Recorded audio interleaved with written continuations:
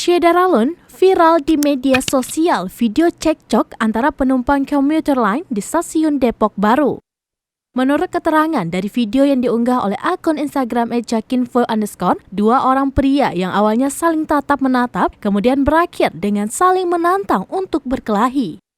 Beruntung, petugas keamanan di stasiun Depok Baru segera melerai keduanya hingga perkelahian keduanya bisa dihindari.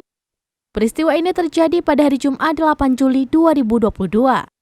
Atas kejadian tersebut, sejumlah warganet pun turut memberikan komentarnya.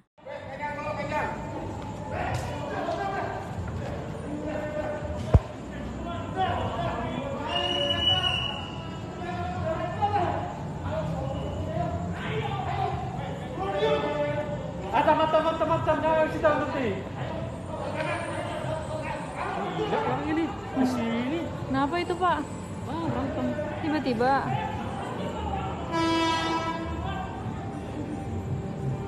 Ih, kaget.